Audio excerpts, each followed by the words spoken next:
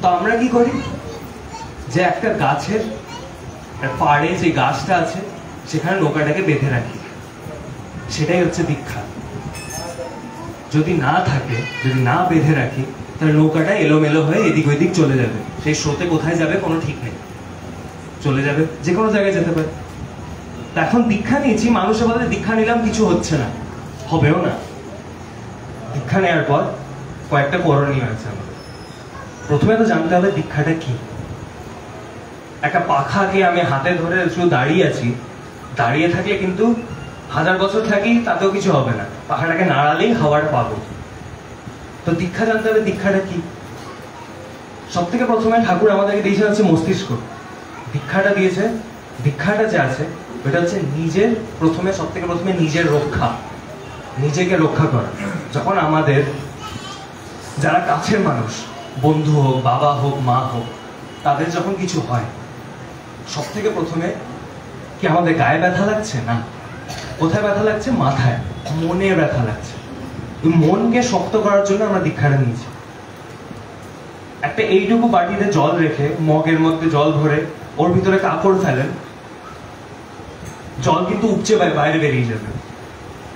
কিন্তু যখন গঙ্গায়, কোনো সমুদ্রতে কাপড় ফেলেন, যত ইচ্ছে তত কাপড় ফেলেন, কিছু হবে? জল উপচে বেরাবে? কখনো বেরাবে না। কেন কি? যাদের মনের জোর আছে, যাদের মনে সবকিছু সমর্পণ করে নিতে পারে, তাদের অনেক ক্ষমতা আছে যে ছোট ছোট যে জিনিস হয় জীবনে, সেইগুলোকে আপন করে নেওয়া, আর ওইগুলোর থেকে কিছু শিখে বড় হওয়ার। যদি বড় হতে হয়, কাউকে একটাকে ধরে চলতে হবে, কাউকে ভালোবাসতে শিখতে হবে। ভালোবাসা ছাড়া বড় হওয়া যায় না। আমরা কাকে ভালোবেসে চলছি?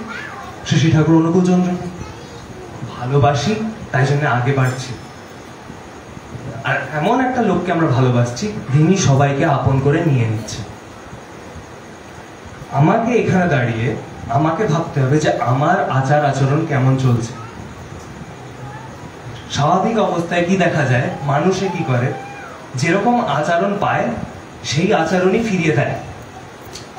ইট ছুড়লে পাটকেল মেরে আপনার মাথা ফাটাবো আমি, যদি কেউ গাল দেয় আমি ওকে গালাগাল দেব। কিন্তু এটা করে কার লাভ হচ্ছে? নিয়ম মতন দেখা গেছে যে এটাকে একরকমের কিন্তু বাঁদরামও বলা হয়, আর বিজ্ঞান বলে বাঁদর থেকে আমরা হয়েছি। সবারই মধ্যে কিন্তু কোথাও না কোথাও একটা বাঁদরামো লুকিয়ে আছে। ওই বাঁদরামোটাকে যদি ঢাকতে হয়, কিভাবে ঢাকবো?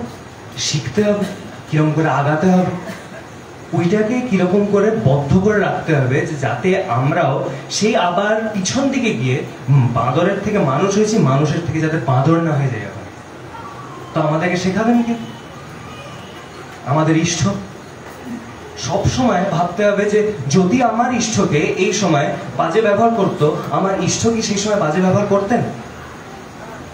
এই আমি এখনই সবজিওয়ালার সঙ্গে ঝগড়া করে আসলাম, 3 টাকা বোধহয় কম দিতে হলো, তার জন্য ওকে অনেক কথা শুনিয়ে দিলাম।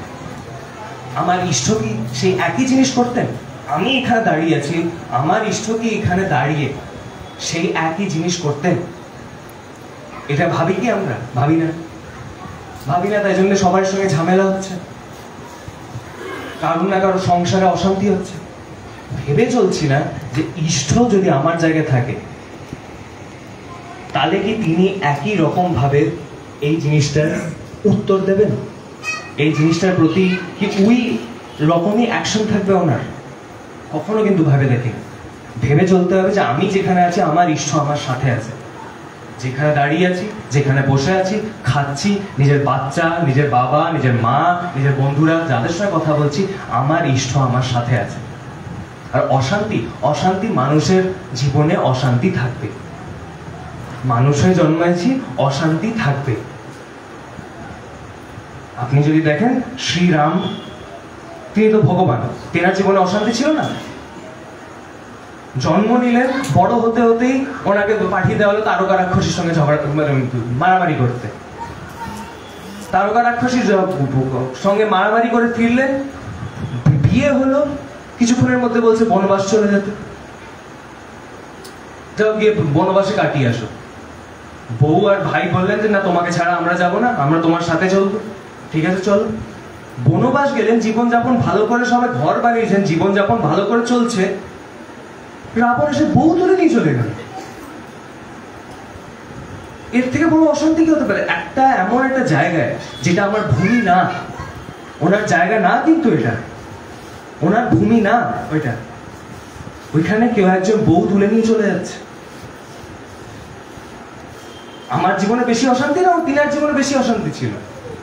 এখন আমার জীবনে কি অশান্তি হতে পারে? আমি এক্সামে ভালো নম্বর পাচ্ছি না। এখন দেখেন, অন্য লোকের ভূমি, সেখানে কি করলেন? কেন তিনি দেবতা? অন্য লোকের ভূমিতে দাঁড়িয়ে উনি তখন সংগঠন করলেন, অন্য যাদের ভূমি তাদেরকে একত্রিত করলেন, আর সেইভাবে করে তারপর যান রাবণের সঙ্গে যুদ্ধ করতে।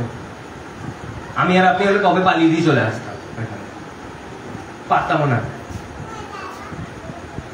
এই জন্যই উনি দেবতা, আর আমরা হচ্ছে যারা ওনাকে ভালোবেসে চলার চেষ্টা করছি।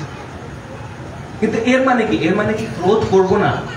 ক্রোধও তো দরকার মানুষের জীবনে, ক্রোধেরও তো দরকার আছে। যদি বাজে লাগে ক্রোধ তো দেখাতে হবে। একটা মা একটা নিজের বাচ্চা দুষ্টুমি করে বাড়ি ফিরছে, যদি ক্রোধ সেই সময় না দেখায়, তাহলে কিন্তু বাচ্চাটাও কিন্তু লাঠে চলে যাবে। বাচ্চাটাও ঠিক হচ্ছে না। কখন সবকিছুরই নিয়ন্ত্রণ করার একটা ব্যাপার আছে। নিয়ন্ত্রণ করতে হবে, কতটা ক্রোধ দেখাতে হবে, কতটা ভালোবাসাও দেখাতে হবে। ভালোবাসাও দেখালে কিন্তু বাচ্চা কিন্তু এখন শেষ। বেশি ভালোবাসা কাউকেই দেখানো যায় না, বেশি পড়াশোনা করা যায় না, বেশি বাইরে গিয়ে দৌড়ানোও যায় না। কোনো কিছু, সবকিছু একটা নিয়ন্ত্রণ করার ব্যাপার আছে। ক্রোধও দেখাতে হবে, কতটা দেখাতে হবে জানতে হবে। আমি এটাও করব, আমি ওইটাও করব, আমি সেটাও করব, 3 জিনিস একসাথে করা যায় না। একটা জিনিস নিয়ে চলতে হবে, একটা জিনিস নিয়ে চলতে হবে, একজনকে ধরেই চলতে হবে। একটা মানুষ ছিল, সে যখনই বাজারে যেত তখনই কিছু না কিছু একটা ফাও নিয়ে আসতো। কোথাও যেত, ফাও নিয়ে আসতো। এবার গেছে বাজারে, এখন বাজারে গেছে একটা কাপ নিয়ে গেছে, যে 1 কাপে তেল ভরে আনবো বাড়িতে জন্য। খুব ভালো, গেছে হাতে করে কাপটা নিয়ে গিয়ে। এবার যখন গেছে, পৌঁছেছে, তখন দোকানদার দিয়েছে কাপে তেল ভরে, বলছে এবার আমাকে ফাও দাও। দোকানদার জিজ্ঞেস করছে কোথায় ফাও দেবো, জায়গায় তো নেই। দিল কাপটা ঘুরিয়ে বলছে যে কাপের পিছনে যে একটু ছোট্ট গর্ত থাকে, সেই গর্ততে বলছে সেখানে ফাও দেবো। দিল ফাও, আর কাপটাকে নিয়ে হাতটা ঘুরিয়ে নিয়ে তিরিং তিরিং করে বাড়ি ফিরছে। আর একটা লোকের সঙ্গে রাস্তায় দেখা হলো, সেই লোকটা বলছে যে এটা এরকম করে কাপ ঘুরিয়ে নিয়ে কোথায় যাচ্ছে? বলছে এই যে ফাও আছে এখানে নিয়ে যাচ্ছি। বলছে আসলটা? কাপটা ঘুরিয়েছে, ফাউটাও গেল পড়ে, আর কাপে তেলও নেই, আসলটাও নেই। সেটাই বুঝতে হবে, জীবনে অনেক জিনিস হয় আসল, আর অনেক জিনিস হয় ফাও। এখন কোনটা আসল কোনটা ফাও সেটা কিন্তু আমাদেরকে বুঝে নিতে হবে। আর বোঝানোর জন্য কি আছে, আবার তিনি বুঝিয়ে দেবেন। ইনাকে ধরে চলছি বলেই বুঝতে পারছি। মহাভারতে দেখা গেছে, যখন কুরুক্ষেত্র যুদ্ধ হয় তখন কিন্তু অর্জুন কি করছিলেন? গান্ডীব ধরে লড়াই করছেন। তিনি গান্ডীব নিজের হাতে ধরিয়ে, উনার একটাই কাজ যে লড়াই করা, কিন্তু সারথি কিন্তু শ্রীকৃষ্ণ। রথের দড়ি কিন্তু শ্রীকৃষ্ণেরই হাতে। এরকমও হলো যে কুরুক্ষেত্র যুদ্ধর আগে হাত গান্ডীব ছেড়ে দিয়ে অর্জুন কাঁদছিলেন যে আমার দ্বারা এটা হবে না। তখন কিন্তু সেই পথ দেখান শ্রীকৃষ্ণ। যে কর্তব্য বলে একটা জিনিস আছে, যেই কর্তব্য সবাইকে আমাদের জীবনে পালন করতে হবে, সেটা পুরো করতে হবে। যাকে তাকে ভালোবাসলে হবে না, বুঝে নিতে হবে কাকে ভালোবাসছি, কখন ভালোবাসছি, আর কিভাবে ভালোবাসছি, কতটা করছি তার জন্য। কেন কি শেষমেশে আমরা সবাই বাঁচতে চাইছি আর বাড়তে চাইছি। ঠিক আছে, এই হলো আমার কথা। জয় গুরু।